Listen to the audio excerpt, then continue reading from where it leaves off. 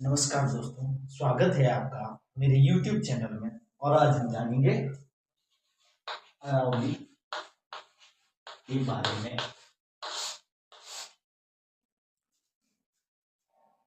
जैसे कि पहाड़ियां, बहुत सारी पहाड़ियां, उनमें सबसे प्राचीन पहाड़ी अरावली। अरावली का सबसे ऊंची चोटी है गुरु शिखर।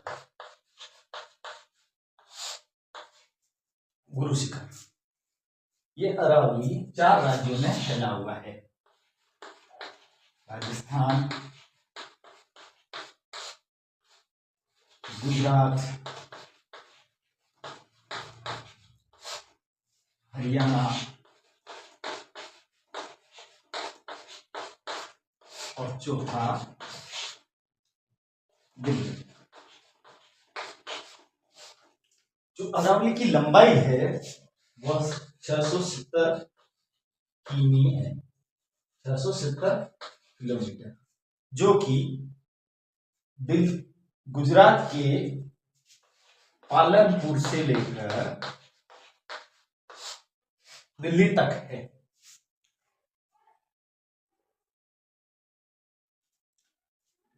यानी कि अरावली का जो गुरु शिखर है, सबसे ऊंची चोटी गुरु शिखर 1722 मीटर इसकी जो लंबाई है, और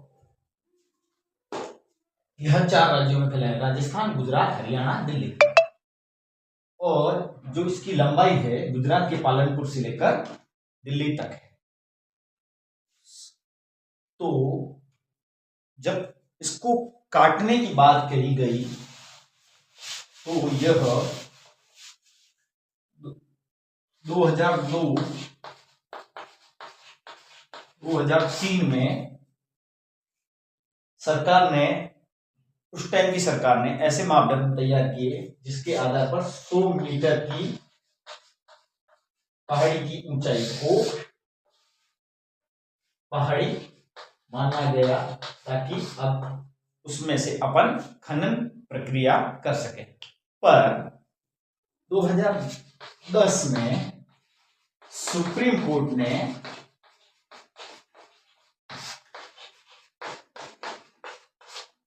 इस पर रोक लगा दी। फिर मौजूदा हालात में 2024-25 में 25-26 में मौजूदा सरकार ने इन्हीं मापदंडों को आधार पर सुप्रीम कोर्ट से बात की और उन्होंने फैसला लिया। हालांकि इस पे अभी कुछ एक्शन नहीं लिया गया, जिसका फैसला 21 जनवरी 2026 को आने वाला है। 21 जनवरी 2026 को आने वाला है। तो अरावली काटेंगे तो क्या क्या नुकसान हो सकते हैं, उसके बारे में हम डिटेल में समझेंगे। अरावली एक ऐसी पहाड़ी जहां पर बहुत सारे जंगल है, बहुत बड़ा जंगल है, जिसमें वन्य पौधे और कुछ औषधीय पौधे भी उपलब्ध हैं। औषधीय पौधे जैसे कि गिलोय,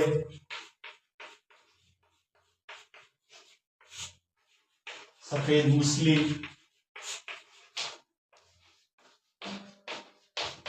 अश्वगंधा,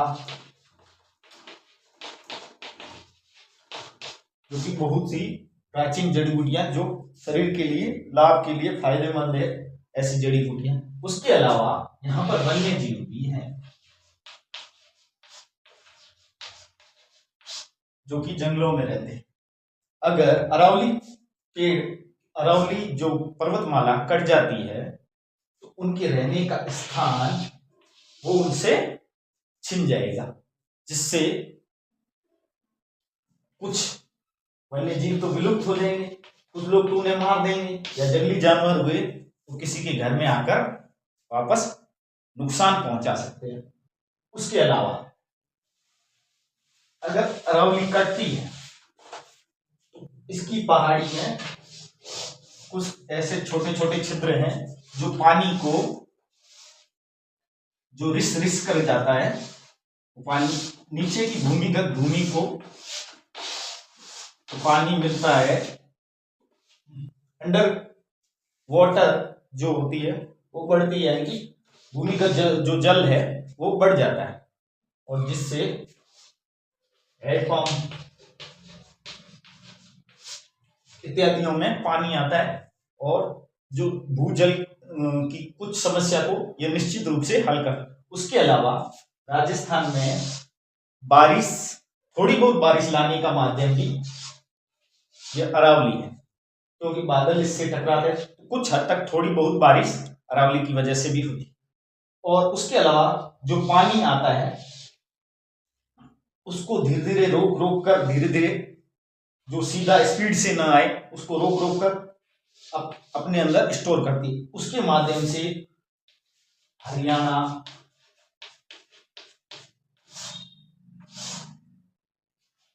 मध्य प्रदेश, इनको लाभ भी पहुंचता है।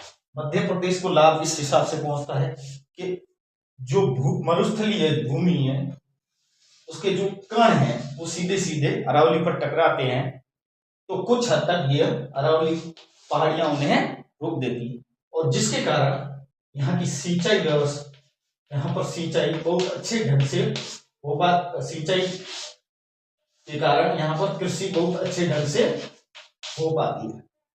कृषि होगी तो उनकी मुख्य फसलें सोयाबीन व गेहूं इत्यादि, चना इत्यादि को अधिक नमी की आवश्यकता पड़ती है।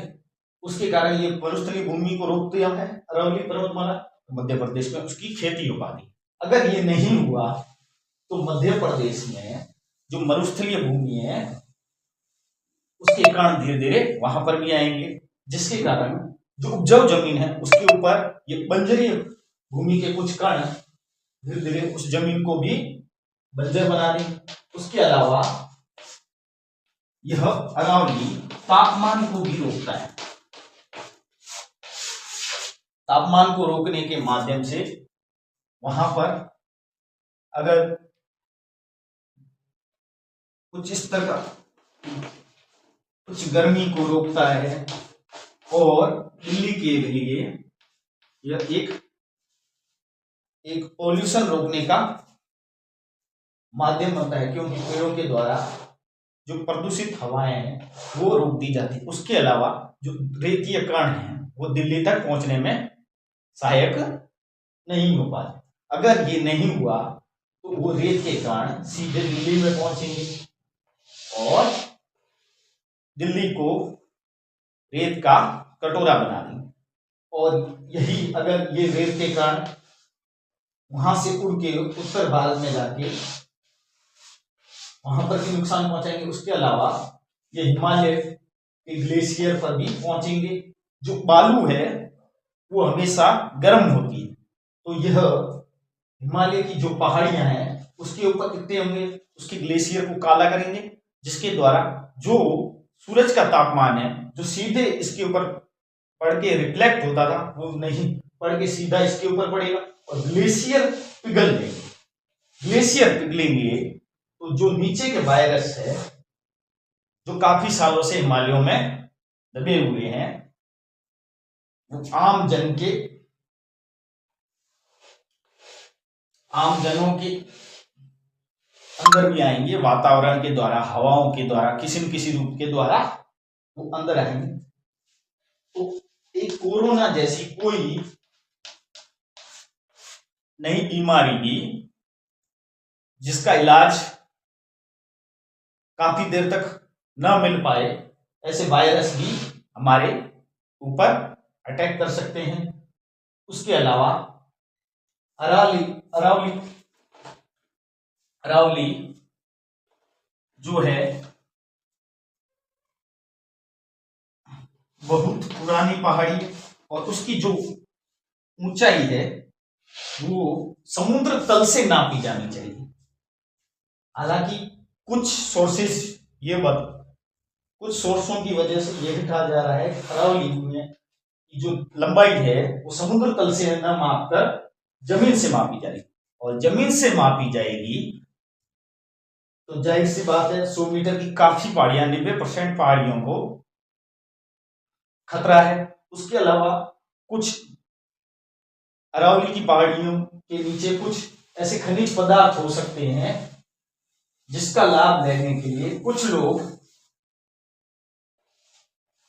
उस अरावली के पास में बालू से मिट्टी को भरते हैं, जिसके माध्यम से उसकी लंबाई 100 मीटर की जगह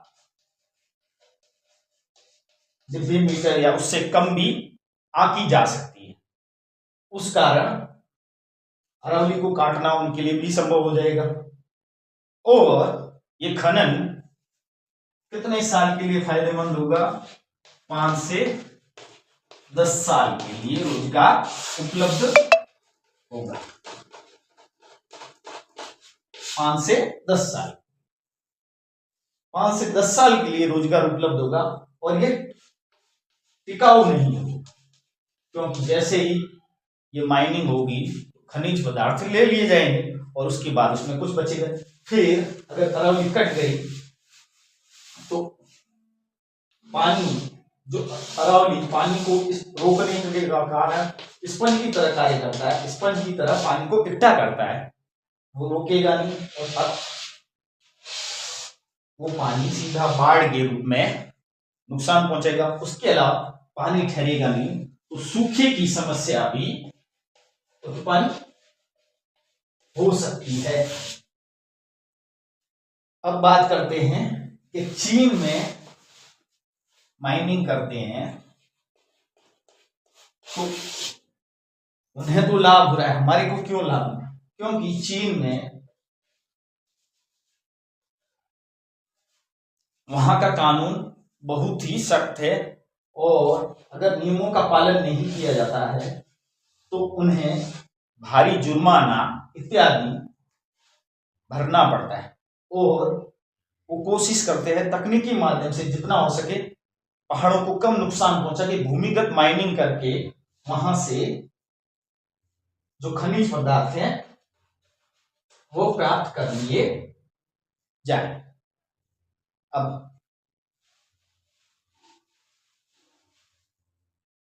अरावली हमारे लिए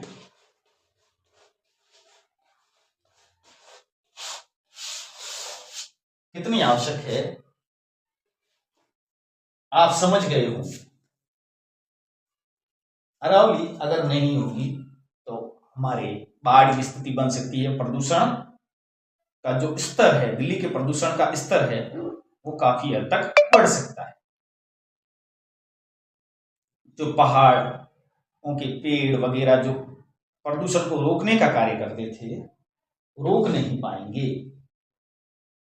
और रोक नहीं पाएंगे तो जो प्रदूषण का स्तर बढ़ेगा, जो आज दिल्ली में कैंसर की मरीज जल्दी आ रहे हैं, यानी कि जुकाम की तरह कैंसर फैल रहा है, वो बढ़ने का आसार काफी हद तक बढ़ेगा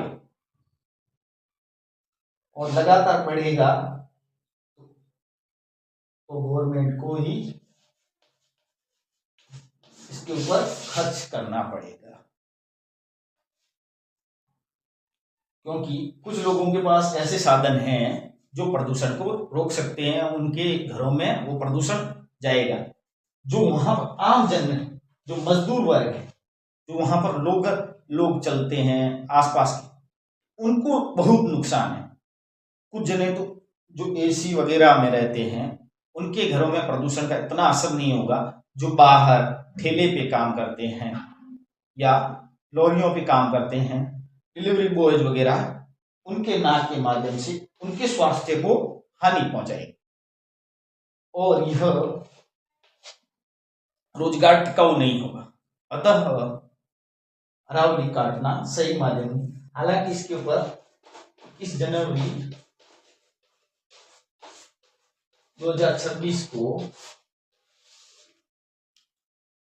कोर्ट अपना फैसला देने वाला है।